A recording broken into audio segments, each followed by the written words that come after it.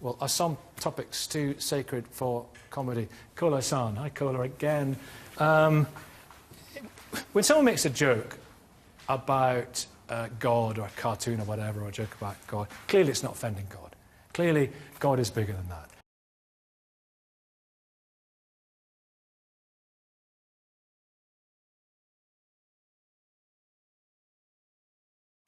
Surely it's only offending the people who want to be offended. Otherwise, don't look at it. I don't think it's that we want to be offended. We worship that God, or respect that prophet, or love that person or that book or whatever.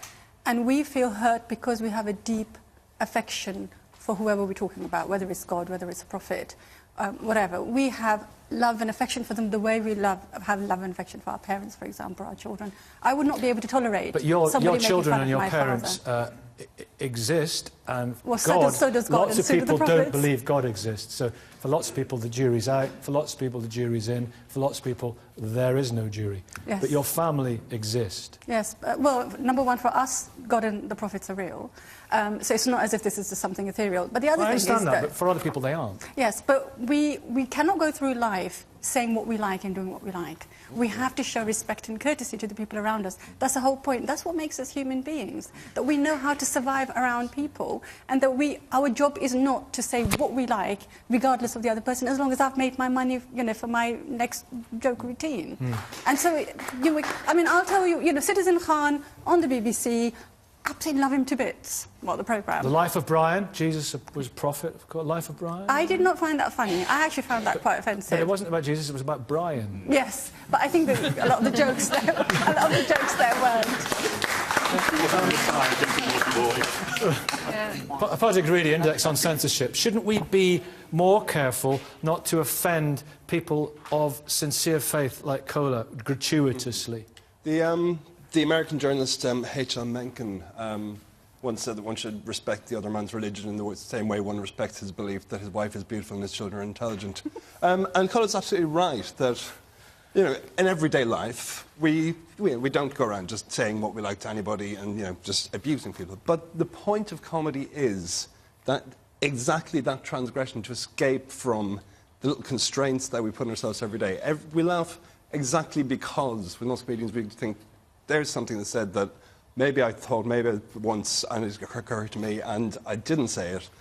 And laughter is a release in a lot of ways. I mean, going back to the earlier debate, I mean, I can remember, you know, I'm sure Colin can remember, so, you know, in the 80s and 90s, in Ireland, there were lots of little jokes around sexual abuse, and in some ways, around clerical abuse. In some ways, it was a way of dealing with the fact that no one else was dealing with it. We knew there was something going on, and we thought, well, at least we can laugh at these people, if nothing else. It's a great way of dealing with the fact that there are huge hierarchies, these power structures around. Pricking pomposity. Exactly. Yeah, Jeff Mirza. And that's the whole point, really, of comedy, is not to offend, but to make people think a little bit. And if you can use comedy, you know, for example, I do gags about Muslims.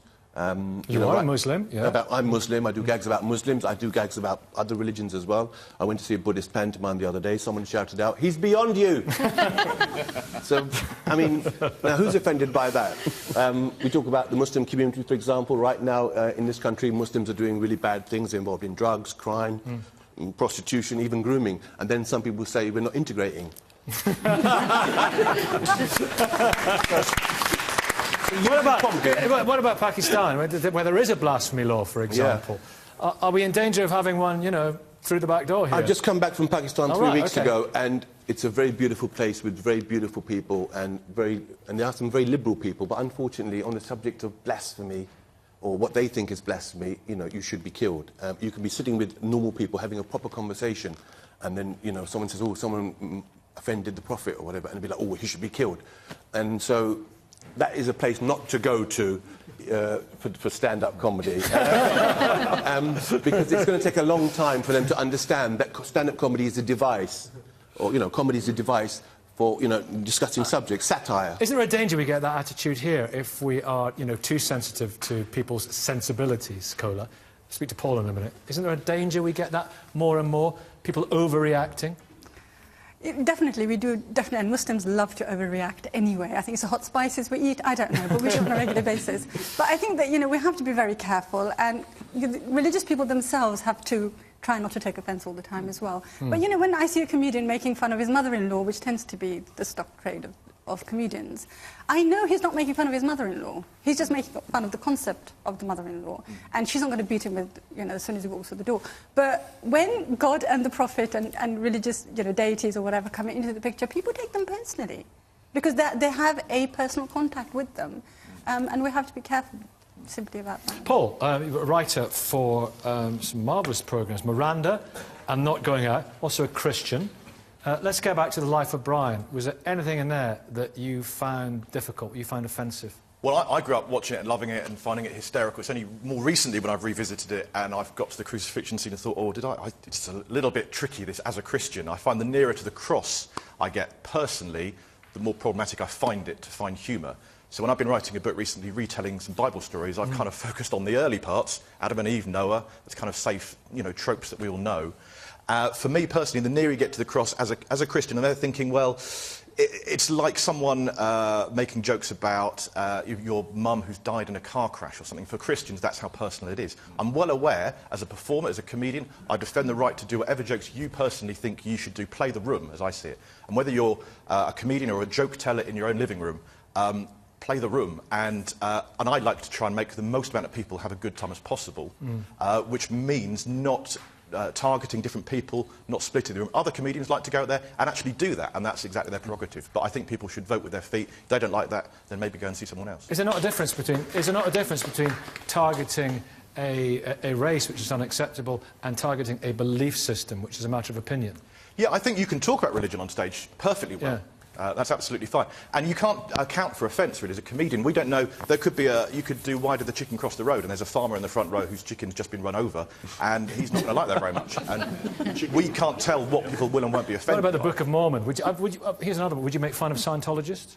I think I probably have at some point in the past, but I don't keep track. But yeah. I think you've got to pick your religion. Well, no, I think you've got to play the room. You've got to work out, would they, with the spirit of a sense of humour, laugh along with it? And I think probably not. Well, I think some of them might, depending on the approach you take. I think there are ways of talking about these things that are fun and funny, and talking about them without mocking them. Yeah. David Jennings. Yeah, I don't think religious faith needs a great deal of protection, actually, because if it's sincerely held, people will hold it, whatever anybody else may say about it. So I don't think it needs that kind of protection. But I think there is a difference between being able to make a joke about religious faith and setting out to be gratuitously offensive. And I think there is a difference and a distinction. Can you give an example of in comedy where somebody has been gratuitously offensive? Well, I can't think of anything just off the top of my head, but if you actually wanted really just to say something obnoxious about Jesus or obnoxious about the Prophet, just because you wanted to say something obnoxious, so you create something around that because you want to be obnoxious, then I think that would be gratuitously offensive. Well, then don't read it, don't watch it. Comedy can actually give you an insight into religion that can be quite helpful, actually, because it actually puts it into a different context, different perspective. And that can be quite positive. But I don't think it needs all that protection. We also need to remember, Nicky, that any comedy, I mean, you talked about the chicken getting run over, but any comedy runs the risk of offending somebody. But it all depends what the intention is of the person that's actually making the joke. Yeah. OK, Jeff, in just a second. Let's get some audience reactions. So, a lady back there. Good morning. There it comes. That's the microphone. Yeah, from above. Just like to say, I mean, the thing you have to remember about comedy and humour is that the reason generally something tends to be funny is because there tends to be some truth behind it, as minimal as that might be. So perhaps it's quite interesting that when comedians do poke fun at religion, there is maybe something for us to think about that. You know, the people who are being offended should perhaps maybe think about what's being joked about as a serious issue. You're far too young to remember Dave Allen.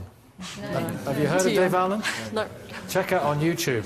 If you're not watching Charlie's Hunting Channel, watch Dave Allen on YouTube. Because he used to make fun out of religion all the time. Who else? Over there, gentleman there. Good morning. Good morning. Good morning. Yes, it's funny. I was just going to mention Dave Allen. He poked fun at religion all the time. Mainly Catholicism. Mainly Catholicism, but let's just call it religion. He just saw the absurdity in religion, basically. I mean, let's face it, we're asked to believe in a talking snake, We're asked to believe that there was a directive to kill witches. We're asked to believe that, that a prophet could hold back the night. We're asked to believe that another prophet flew from Mecca to Jerusalem on a winged horse in the blink of an eye. We're asked to believe... So you have the right to say that's baloney? I think so. Can I just nobody asked me to believe that. We are told that the saints' tombs opened up and the occupants had a stroll around town.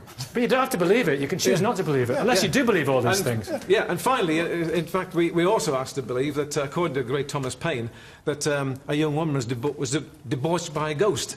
I mean, the whole thing is so absurd that it leaves itself open to... OK, a gentleman over there, yes, let's get your view on this. Good morning.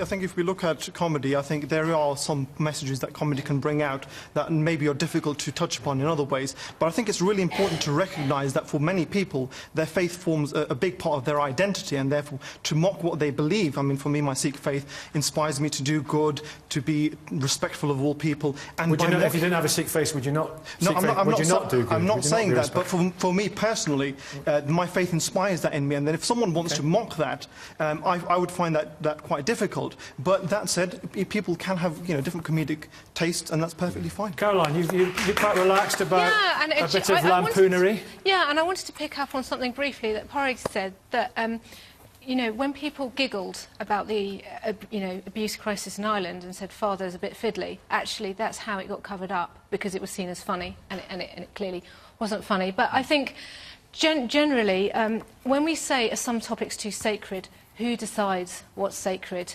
Who decides? Yeah. And therefore, as a Christian, I believe that my faith is historically accurate. I believe that everything that Christianity and Catholicism teaches is true and can be proven. And therefore, because of that, it should be subject to test. What about the Monty Python song? Caroline, listen, what did you think about the Monty Python song? Every is sacred. It's Sunday morning. I think it's an absolute scream. It's sacred. Every a friend of mine sang the solo on that particular film years and years ago. Really? Yeah. Name dropper. but no, I mean it's annoying in as much as it completely misrepresents Catholic teaching. But it is funny, and the way they do a pastiche of sort of Oliver Twist, and they're doing the can-can, and you've got the dead body popping up, it's funny. And it's a release as well, Jeff, it's a release, isn't it? It is a release. But it also tells you something. I mean, in the life of Brian, the statement, he's not the Messiah, just a naughty boy, actually allows you to have another insight into the nature and the person of Jesus. Yeah, it's just a naughty boy. I mean, if we look at, for example, Moses, I found is, because Jewish people, Christians and Muslims, we all believe in Moses. And, for 40 years, he took the children of Israel and they wandered around the Sinai. Now, what kind of sat-nav? Just make you think, what kind of sat-nav did they have? And it was a very old-fashioned tablet as well, exactly. Wasn't it? So those things that... but just, I mean, and on a more sort of serious subject, I mean, on stage I've talked about, for example, the Muslim community. We have a thriving gay community, or as I like to call them, clerics. And, I found that people come up to me afterwards and said, you know what, some of our clerics are gay. Cola, what, you laughed. Well, he's hilarious. Nikki, there's no more butter jokes than clergy. I mean, most people think we're Derek Nimmo's. That's going back a bit, isn't it? Podrick? You mentioned at the start, is there an attempt to kind of bring in kind of blasphemy? Of course, we only abolished the blasphemy law in this country a few years ago. But I was in Northern Ireland last week because there was a controversy flared up over a play by the Reduced Shakespeare Company about the abridged Bible. And some Free Presbyterians in Antrim got very upset about this and nearly got the play banned. And what was really interesting in that debate was those two things. There was this idea of what they kept saying was, you wouldn't say this about the Quran. And what they really mean is, we want people to be as scared of our religion as people are of offending Muhammad. Perhaps. Rather than being proud of the sort of post-enlightenment. Yeah, exactly. But there's a real move now to kind of impose, and what a lot of censorship about is saying, we own this, no one else can touch this. We are the only people who can interpret this. We are the only people who hold the truth. And if you try to look at it differently, look at it a different way, and make fun of it, then you must be stopped because you've offended my truth. Who makes that decision? Go on, yes. Yeah, I'd just like to say, I think it's important that religion is out there and talked about. And if you start to say we can't talk about this, can't talk about that, you're wiping it from the debate table, really. And the comedy club is a debate table, and the pub is as well, where we tell jokes. And I'm doing a Leicester show tomorrow night, which will be a clean show, but it will be, I'll be talking a bit about religion and getting it out there, because I think it's interesting, like the Bible is the most shoplifted book in the world, which is often not talked about. Some people think the Bible should be taken, literally. And it's things that we need to, talk about these things. Why not get them out there and have them actually as part of the agenda on the table? Yeah. Cole, very quickly, 20 seconds. Yeah.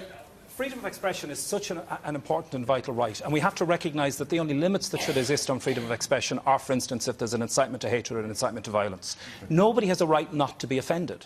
And actually, I'd suggest that people should engage in those moments where they feel offence, because that's where real debate, engagement and discussion can happen. Thank you all very much indeed.